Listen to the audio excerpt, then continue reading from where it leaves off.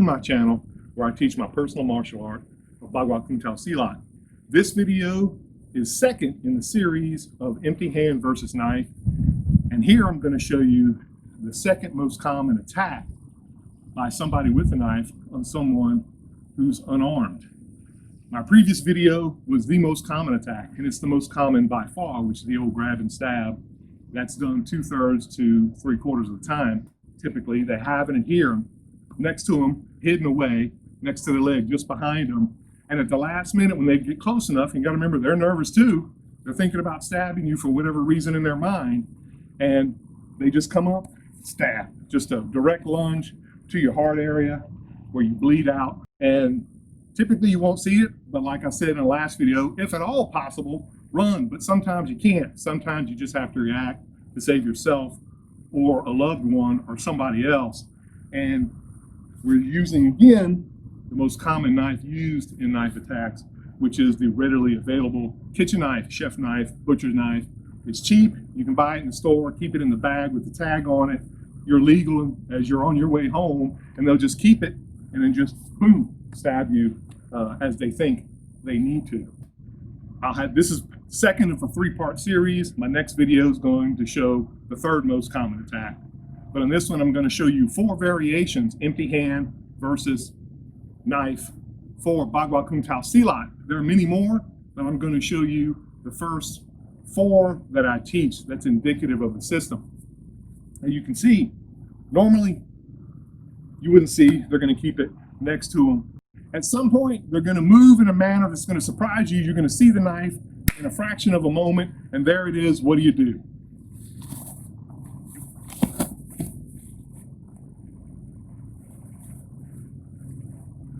That's one technique. And you can see I let the knife hand go briefly because I didn't want to break his wrist, and it slipped through. But in reality, I would have just hung on, kept twisting, broke his wrist.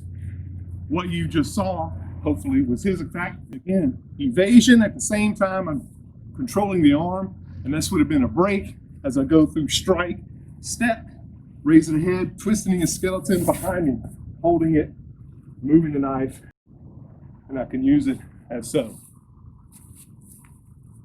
On this one, as in all of them, make sure you evade, control the arm.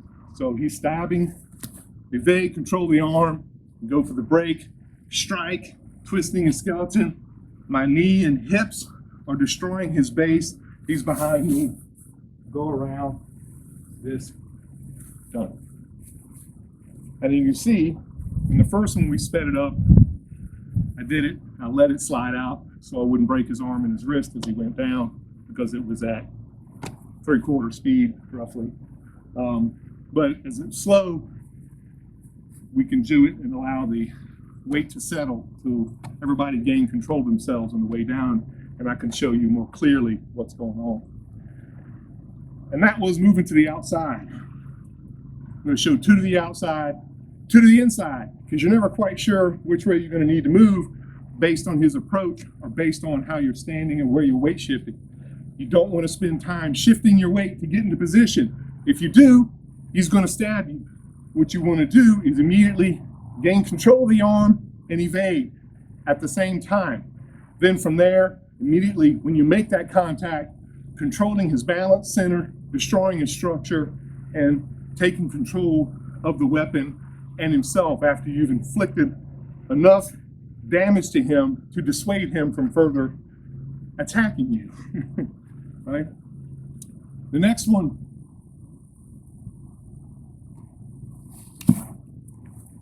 and I did that slow because it would destroy him. Do what?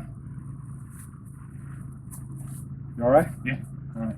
And you can see I did that slow to keep him, but the move, same kind of move, you're evading. I've moved to the side, then he's coming in, but you can see he would normally try to pull back, and I want him to do that. He's pulling back, and from there, I would stomp his knee, destroy his structure. My knee, I've already struck him in the kidneys. My knee is on his hip and spine. I'm pulling his head back, controlling him off. And controlling him off. You good? Now remember, Whenever you make control, we'll show it one more time slow for them. Evasion, controlling, he's moving back or shifting, that's okay, because I'm stomp kicking him into the knee. So boom, controlling, braking.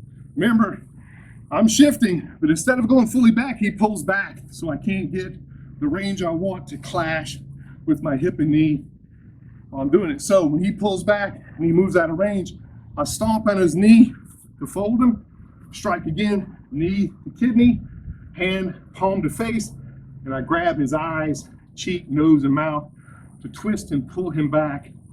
And I'm breaking his elbow across my leg and knee and twisting, pulling his fingers away from the knife and do what I need to do. Good? All right, how's the knee? Good? Now, that was 2 evasions to the outside, but sometimes you can't always do that. They shift or they change, or your weight is shifted in a position where if you try to shift to evade it, it's too late. He's going to stab you. Sometimes you'll need to go to the inside. In that case, you're going to see movements, again, much like I've shown in other basics or next level basic application, where you've seen it in many of my exercises, circling the square and other stuff right out of the system. The others too, the others are also right out of the system. The applications come from the movements that you practice over and over in footwork drills, perfect practice drills, square drills, circling the square, and other drills.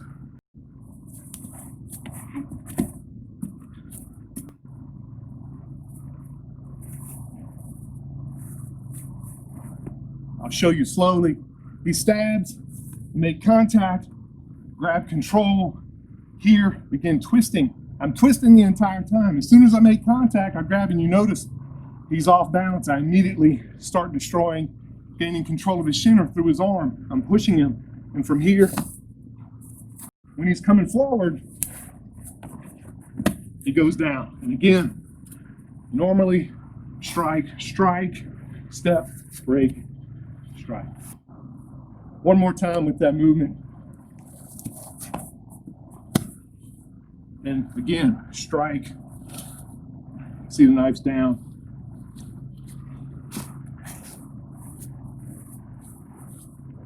Pretty straightforward, just like you see in the forms. Moving forward.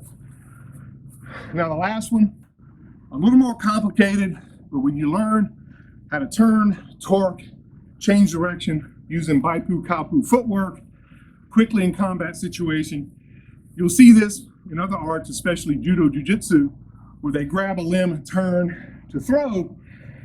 And this is similar to that idea, but done in a Bagua Kuntao Silat way for combat while he has a knife, but also the person can always strike you in midstream or do something else. He comes to stab.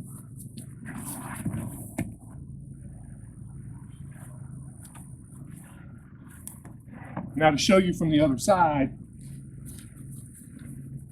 he comes to stab.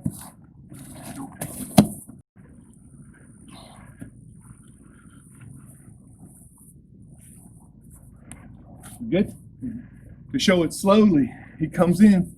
I'm evading this way, but then I want to penetrate by moving this way, and I'm stepping out. Now remember, during this time, I'm striking. Yeah, he's moving. When I'm coming forward, strike, strike, strike, headbutt. I don't do it to him here because I love him and he's my training partner, but I step forward, drop my weight, and then just like out of the form, especially in section 2, throwing down, gain control of the knife, twisting.